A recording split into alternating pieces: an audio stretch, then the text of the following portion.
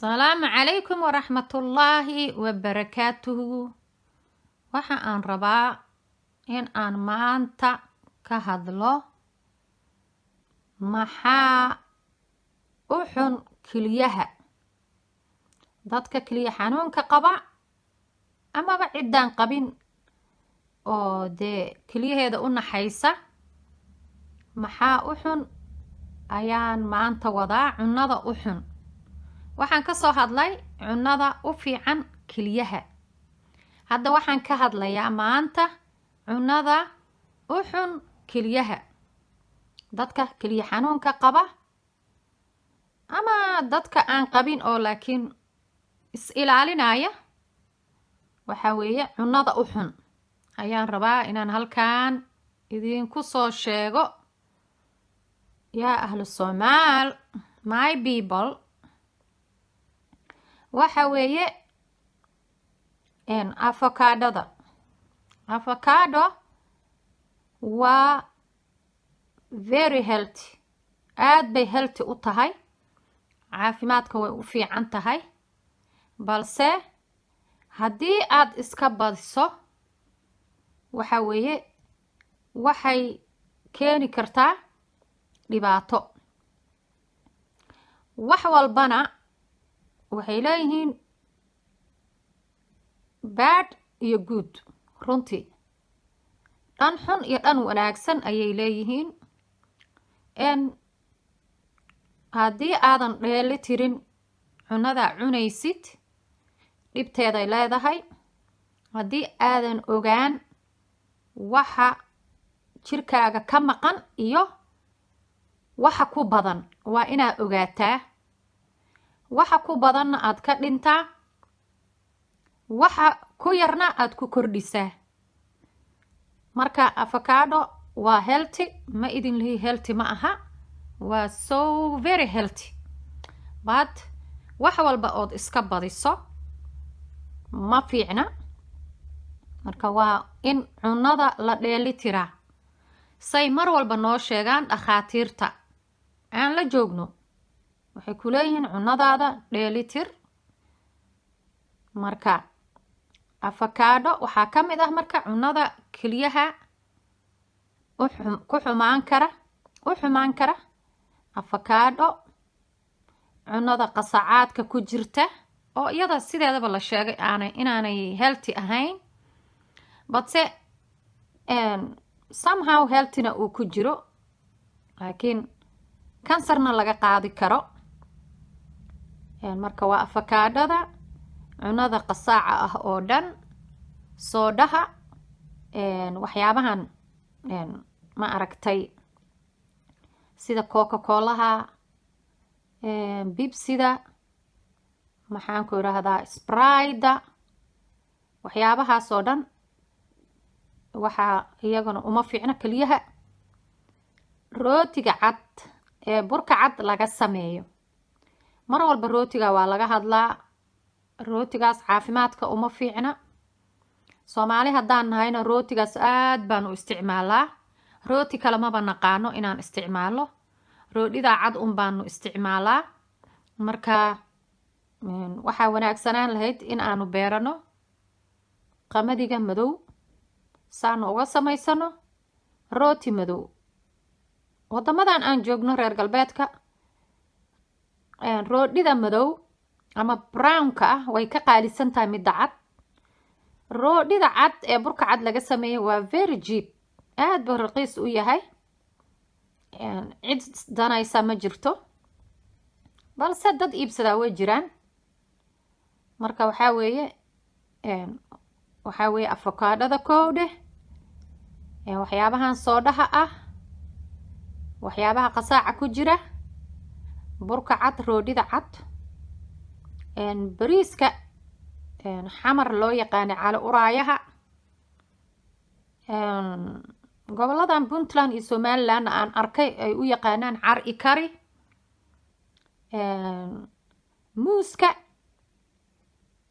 muuska waa very important, jirku wuu u baahan yahay, waa very healthy, but dadka keliya xanuunka qaba ama dadka iska badiya muuska wuxuu yeelan karaa bad side.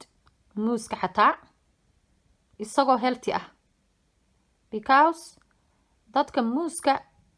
dadka kaliya xanuunka qaba ee muuska badsada potassiumka ku badanaya. potassiumka hadduu kugu bato dadka kaliya xanuunka qaba uma fiicna. marka wadamadan aan joogno waxaa lagu leeyahay muuska qiyaas u cun. haddii aad maalintii cuntid xabad weyn oo dheeraatay ma fiicna, waa inaad haaf cuntaa xataa. marka sida kalena dadka potassiumka uu ku yaryahay waxaa loo sheegaa inay cunaan maalin kasta hal xabo muus ah oo inuu healthy u yahay. fiiriya Soomaaliya, waa bad side iyo good side.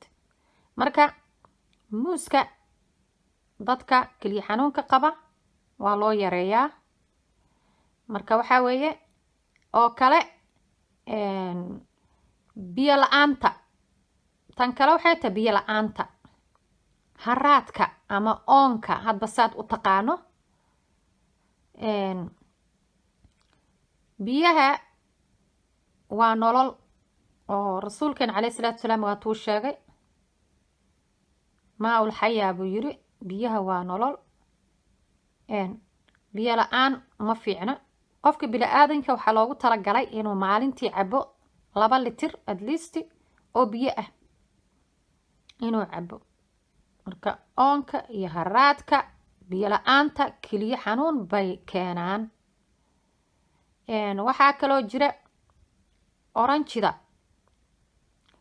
oranjida waxaa weeye iyadana uma fiicno dadka keliya xanuunka qaba hadday iska badiyaan. fiir, oranjida waa muhiim, oranjidu waa healthy, waa very healthy, but hadday jirkaaga ka badatona waxay keeni kartaa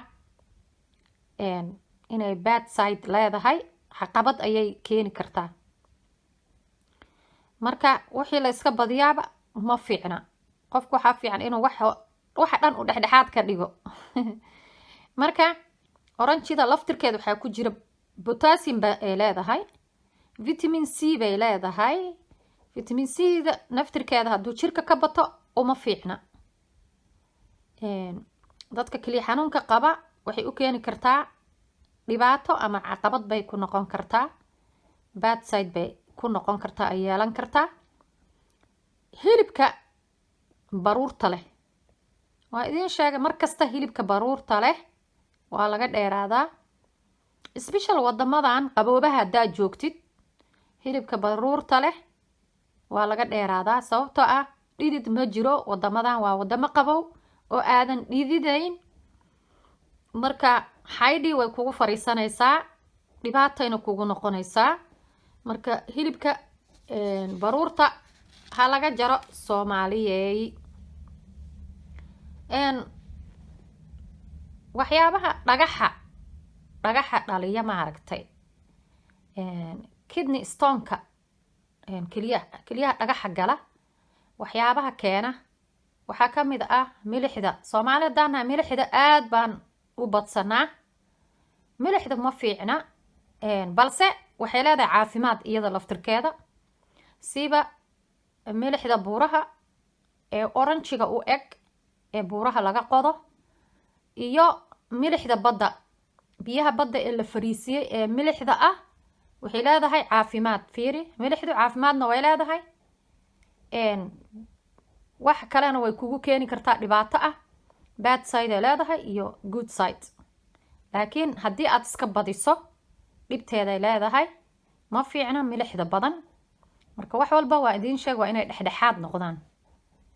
biidka geedka la yiraahdo ee gaduudan ee buruqda weyn ah waxa weeye so very healthy, but wuxuu leeyahay isaga laftirkiisa haddii la iska badiyo bad side buu leeyahay. oo keliyaha ayuu wuxuu ku noqon karaa stone, dhagax, sida milixda oo kale, sida liinta oo kale. limeta, liinta la yiraahdo liin dhanaanta waa vitamin, indhaha xataa vitamin bay u tahay liinta. waa vitamin C haddana haddii aad iska badiso waxay yeelan kartaa bad side. marka wax walba waa in dhexdhexaad loo cunaa. cunada waa in la dheeli tirtaa. waxaa kaloo jira shokolaadka midda sugarta ku jirto ma fiicna, taas waa caafimaad daro. laakiin midda black shokolaadka la yiraahdo, shokolaatada madow, waa healthy, waa very healthy, aan sonkorta lahayn. but waxay leedahay bad side, dhinac xun bay leedahay haddii aad iska badiso. marka wax walba hala dheeli tiro, cunada hala dheeli tiro, wax walba dhexdhexaad ha laga dhigo, inay siman yihiin hala simo si caafimaad looga helo. lowsaska ayaga laftirkooda waa very important, waa healthy, waxay qeyb weyn ka qaataan runtii xusuusta, maskaxda. waxaa ku jira xataa sida kalluunka vitamin D, waxyaabo badan, vitamino badan baa ku jira lowsaska. marka lowsaska waa very important, xataa kansarka qaar u fiican baa ku jira lowsaska. laakiin haddana haddii la iska badiyo waxay yeeshaan bad side. good sidena way leeyihiin, waa aragtay good sidekooda badan, laakiin wax walba in dhexdhexaad laga dhigo, inaan xadkooda la dhaafin, tirada laga badin oo la cunin, aada loo cunin oo loo isticmaalin ayaa fiican. marka waxaan leeyahay cuntada hala dheeli tiro. shaaha waa ogtihiin waa healthy, laakiin kan sonkorta leh ma aha healthy. tan kale shaahyadu waa badan yihiin, shaahyo badan ayaa jira adduunka oo soomaalidu aanay aqoon. dadkeeni weliba gudihii joogay waxaa jira shaahyo badan aanay garanayn, sida green teaga wadankeena lagama helo, waa very healthy. shaaha madow kaliyaa naqaanaa, shaaha madowna sonkortan ku dilaynaa. shaaha madow caafimaad wuu leeyahay, ma idin dhahay caafimaad ma leh, wuu leeyahay caafimaad, balse sonkorta ayaa xanuun u bedelaysa shaahi, oo ka bedelaysa wejigii healthiga ahaa oo uu lahaa. marka sonkorta hala joojiyo. dadka Soomaaliyeed oo idin sheeg sonkorta aad baan u cunaa, aad baan u cabnaa. runtii sonkorta waa cudur, hala joojiyo. marka shaahyo badan xataa waxaa jira ubaxyo ka samaysan oo adduumadan laga helo. marka shaahyadu waa badan yihiin healthiga ah, laakiin hal nooc kaliya ayaanu naqaanaa. marka shaaha healthigiisa yaan laga duwin, hala cabo bilaa sugar. haddaa cabaysid ood macaan rabtid, ood kharaarkaas dhibsanayso, waxaad ku darsan kartaa malab, weliba malab saafi ah, malab aan barxanayn, malab aan sonkor lahayn ayaad ku darsan kartaa haddaad heli karto oo dhulkii joogto, oo uu ku dhibaayo kharaarka shaaha. markaas shaahagu waa healthy, waa la hubaa, cabsi ma jirto. marka waxaa kale oo jira spinachka oo ah so very healthy, aada healthy u ah, caloosha u fiican. haddaad cunto musqusha aad fariisanayso, oo maxaan ku irahdaa qofka bini-aadanka hadday caloosha fariisato ay tahay cudur kow, caloosha ay tahay cudur kow waa caloosha. hadday ku fariisato oo calooshaada mishinadooda shaqayn waayaan, waxaa way problem weyn, waa cudur. marka spinachka wuxuu u fiican yahay caloosha, waxaa laga helaa vitamino aan halkan aanan kusoo koobi karin oo aada u tiro badan, waa very healthy. but wuxuu sameeyaa stone, dhagax wuu sameyn karaa, isaga oo mararka qaarkood aan aragno inuu ciid badan yahay, midka freshka oo markaa lasoo guro marketyada xataa laga gato. tan kale gufurkiisa ayaa sameyn kara dhagax. marka waxa weeye spinachkaas wuxuu sameyn karaa dhagax, isaguna wuxuu leeyahay bad side iyo good side. marka waxa weeye waxaan idin sheegayaa oo kale waxaa cunada ku jirta oo kale isagana sweet potato-ga waa very healthy, waa very important, but wuxuu leeyahay bad side. Importantina wuu yahay, healthyna wuu yahay, very healthy buu yahay, laakiin bad side buu noqonayaa haddaa iska badiso. wax walba marka in xadkooda la dhaafiyo ma fiicna, waa laga fiican yahay.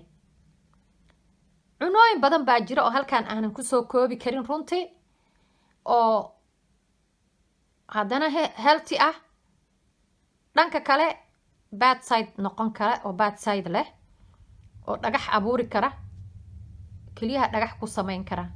waxaa jira oo kale Soomaali haddaan nahay waxaanu samaysan weynay biyo nadiif ah, xitaa biyo nadiif ah ayaanu samaysan la'nahay haddaanu Soomaali nahay. iyadoo 2021 lagu jiro ayaa biyo wasakhaysan aanu cabnaa oo aan fiicnayn, oo aan healthiga u fiicnayn. marka kuwaas biyahaasna waxay sameeyaan cudurrona way keenaan, maxaan ku idhaahdaa, waxayna keenaan oo kale dhagax inay kugu sameeyaan, inay keliyaha dhagax ku sameeyaan.